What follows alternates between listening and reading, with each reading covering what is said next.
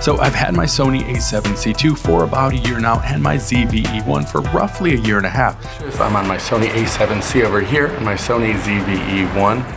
Okay, so I've dreaded making this video for a while now because I know what this means. And honestly, I love both and would love to keep both as they are extremely complementary, but I would also love to have more money in my bank account, so I am selling one as I'm going on a trip to London and Lisbon soon. I don't want to keep making the same mistakes on my travels where I bring basically every piece of gear I have. Okay, so this is the Sony A7C II and this is the Sony ZV-E1.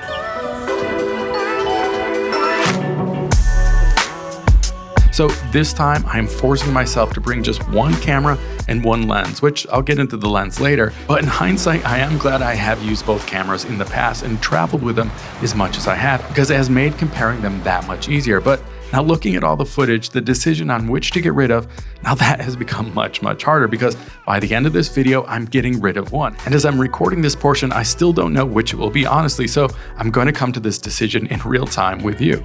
So if you're in the rare group of people who are up in the air about which to purchase, this of course will help you. Or which might be more probable, you already own one of these cameras and you just want to validate that you in fact bought the right one, which I do this all the time. So I'll watch reviews before I buy something. And then as soon as I pay for it, I then watch reviews for months to even years afterwards to quiet any buyer's remorse fears that I may have or may bubble to the surface. But truly with either of these cameras, I can confirm for you now, they're both great purchases for very few different and somewhat unexpected reasons, but also they're way more similar or similarly great than they get credit for. And I am going to show you exactly why I've used these two cameras interchangeably and of course what advantages they each have, because I think it's going to surprise you that for me, they're both brilliant hybrid cameras. That's right, I said hybrid, but let me see if I can convince you.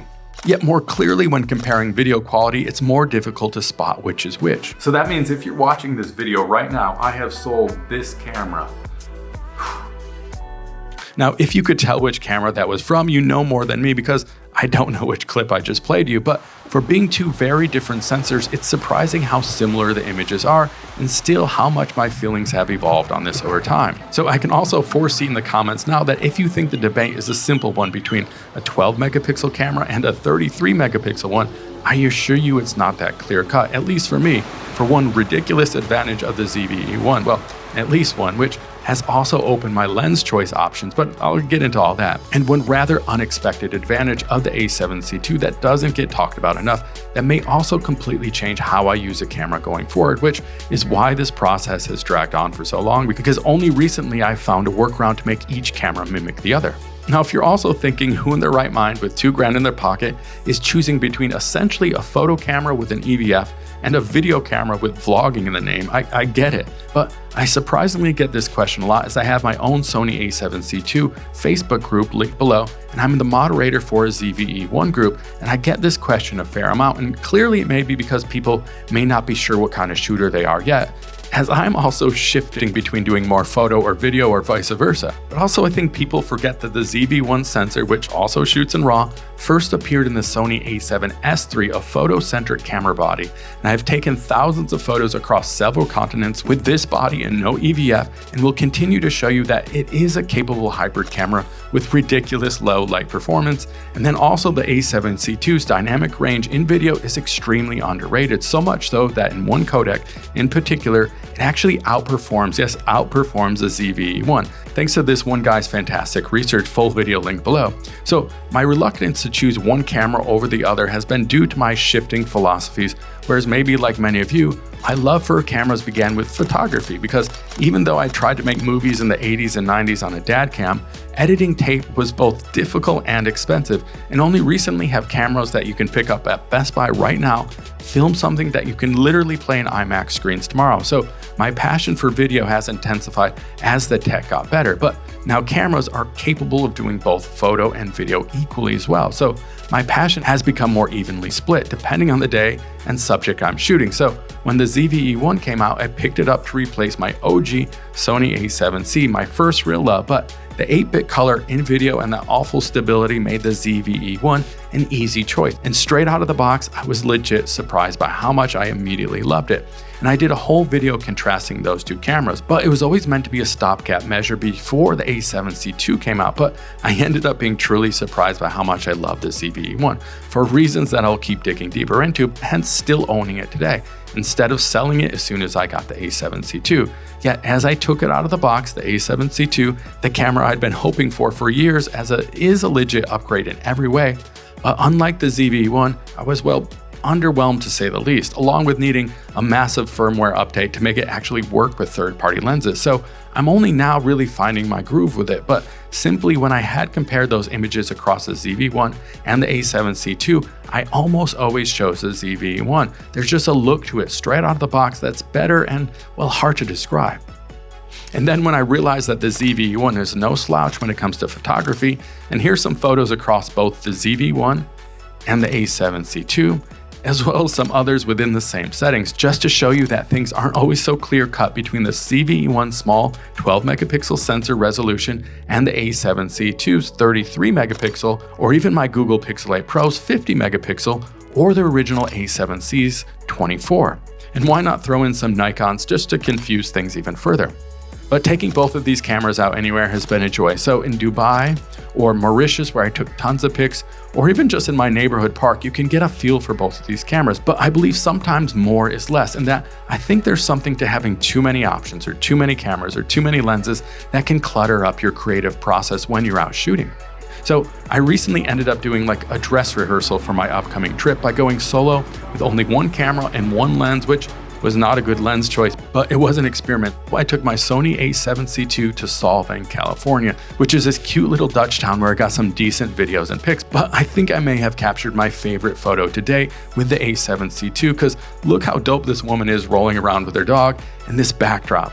And I took this shot with the kit lens, which does come with both of these cameras, but I brought the 28-60 because I wanted to see if there was a focal length that I spent more time with in street photography situations. And I also brought it because I love how versatile it is for the size, but what I found was I always wish I could go wider. So this did in fact inform me on the purchase of a new travel lens that I did just pick up. I've sort of committed to just trying to use my Sony A7Cii II now and just put my Sony ZV-E1 away. Because when you have too many options, I feel like it sort of limits what you are trying to do creatively. So actually limitations expand creativity. And I've just got my 28-60 kit lens. I'll explain why later, but yeah, it's sort of been pretty good so far. But I still wish Sony would make a new compact kit lens like a 24-60 of variable aperture and just make it slightly bigger and charge us slightly more for it, because there are so few small full frame zooms out there that I'd love more options. Now, speaking of small zooms, one of the coolest advantages of the ZV-E1 because of the dynamic stabilization's 1.4-ish times crops is that it opens up using APS-C lenses, which tend to be a lot smaller. And I've even used Sony's APS-C kit lens, the 16-50 with optical steady shot on the ZV-E1. It's so tiny, but you basically end up with like a 22mm to 70mm pancake power zoom, which is nuts. And I know people scoff at this, but don't knock it until you try it. And I also use Sigma's 16mm f1.4 as well as Sony's 10-18 f4, and it's just using this crop that most would consider a big negative to your advantage. But this does highlight the real difference in the two cameras, their stabilization. And to be honest, if the A7Cii II had dynamic stabilization, it might be an easier decision. But check the A7Cii II's active stabilization as I followed my son on his bike ride.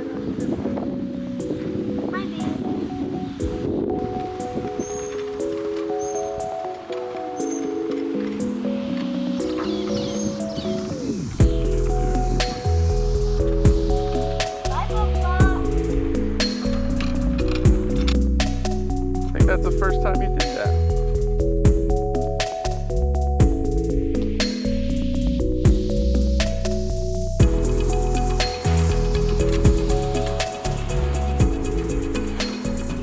But then I plopped my ZV-E1 on the back of this riding mower to see how it handled these heavy shakes.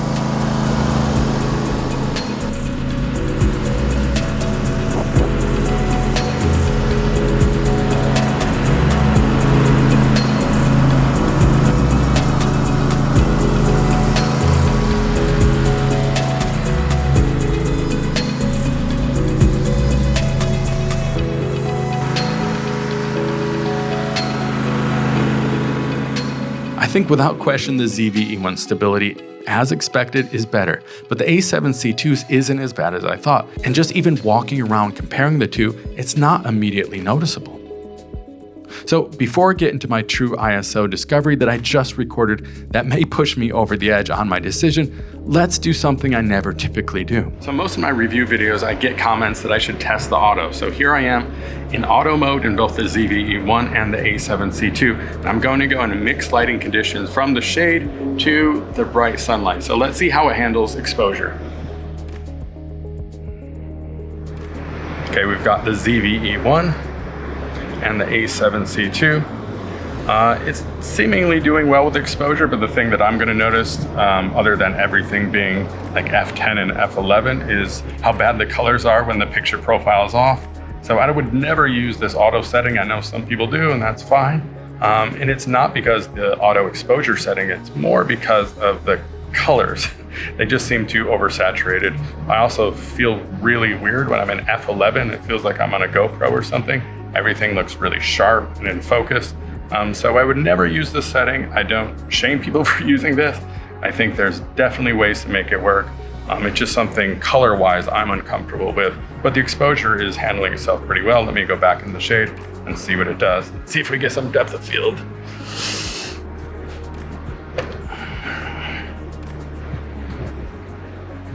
I mean, I can see my face, but boy, do the skin tones look funny. We also are going to have an auto white balance. I'm getting a lot of blue reflections from the pool, and that would make sense. But the ZV-E1, again, is handling the auto exposure, especially on the face, better than the A7C II. But I don't know, do you have a preference? Which one looks better to you? Okay. Now, in S-Log3, though, here's where things may be a lot more apparent. Okay, here's the real test. This is low light, S-Log3. We have auto ISO in both the Sony ZV-E1 and the Sony A7Cii II. I don't typically use auto ISO, but I thought it's worth testing in both of these just to see what, in fact, in different low light conditions you'll get. I'm gonna go into a more sort of bright condition here. There's some porch lights, and I'm gonna go into a darker, okay? So now we're seeing here again, the Sony ZV-E1 is adjusting a bit slower than the Sony A7C II. Okay, so here I am in S-Log3. I'm at ISO 102,400, which is higher than it should be, but I just want to show you what it can do. I'm with my GAMUT conversion LUT on right now. Okay, here on the Sony ZV-E1, I'm also at ISO 102,400. Again, I should probably only be at 12,800, but I just want to show you the difference. It does look brighter, it does look cleaner.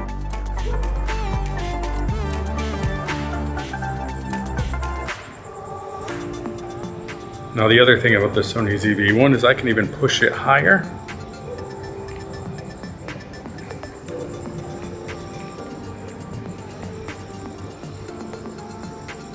So I'm at 409,600. Okay, back to 12,800, which should be the second base ISO here. As you can see, it's really dark. Okay, so here's a fun test. I'm at 12,800, the second base ISO of S-Log3 with an f.95 APS-C lens, but you're still getting that full stops of light here. Same sort of lighting condition before. Should be a lot cleaner. Should also let in a lot more light. Let's go back into the dark. Okay, here I am at 3,200, the second base ISO of S-Log3 and the A7C II. Same lens, 35mm 0.95, opened all the way up. Definitely not doing as well. It's a big difference, 3,200 and 12,800. But yeah, so this is the cleanest low light performing camera you can get.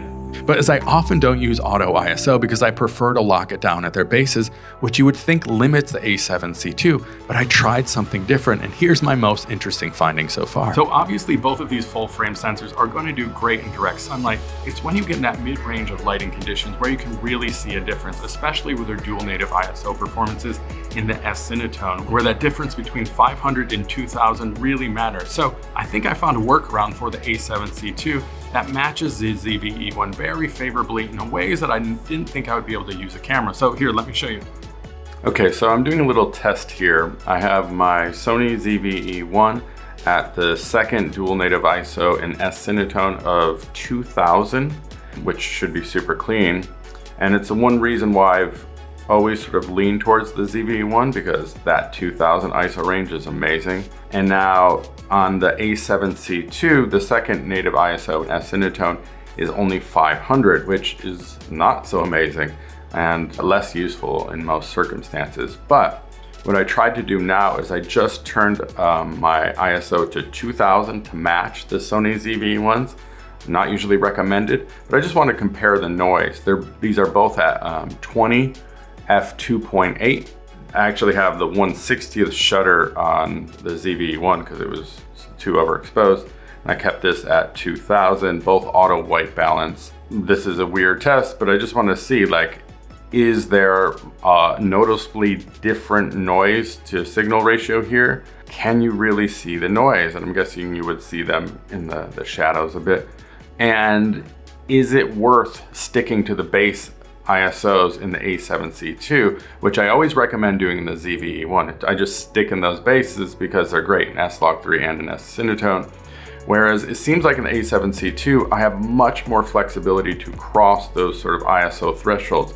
So ISO 500 is where I should be, but here I am at 2000, and does it look that bad? I mean, you can see here in the ZV-E1, looks pretty clean, but it also looks clean here. Now I'm gonna bump this down to 500, where it should be. Okay. Obviously that's not gonna be well exposed, but it's supposed to be cleaner. Can you see the noise difference? Going back up to 2000, way far from where it should be. I don't know. That makes me reconsider a lot of things. Okay, next test. So first and foremost, let me dispel the myth that all noise is bad, because some of it I actually enjoy and can work with. So even with that, getting the ISO performances to match so evenly is impressive. But the one thing I can't close the gap on is frame rates. I'm not going to lie, but before I get into all the real pros and cons, the Sony ZV-E1's ability to shoot in 4K 120 with basically no crop is ridiculous, and something that I would miss if I didn't have this camera. Compared to the A7C II's cropped 460, which is still fine, but I honestly never use it. So I'm going to do a few high frame rate tests. We've got 4K 60, which is cropped, and then 4K 120, which is not cropped, well, mostly not cropped. And then I'm going to try some HD tests. So don't forget that the Sony A7C II in HD will go 120 frames per second. So if you really want 120 frames per second, HD isn't bad there. 1080p is really nice. Okay, let me show you.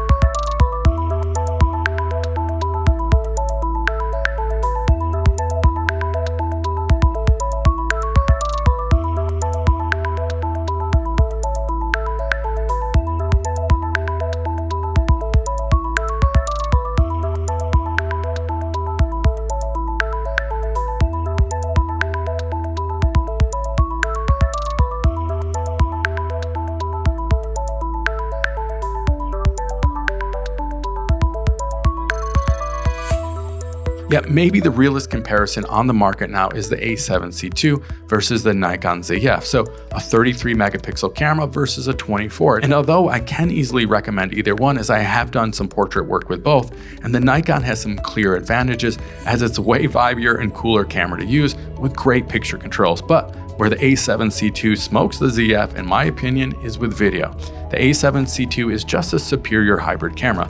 The video quality almost always surprises me, and if I didn't know how great the ZV-E1's was already, I would have thought it was unmatched. Yet it's hard not to immediately discuss the overwhelming pros of the ZV-E1 and the overheating, but a camera that shares the same sensor with the FX3 and the FX6 should say it all, and it bears repeating how good the dynamic range is. And being able to shoot clean in 12,800 at night, I never tire of. It's honestly way better than most of us deserve. So if shooting at night is your thing, the ZV-E1 is it. And again, next it was a major disappointment that the A7C II didn't have dynamic stabilization.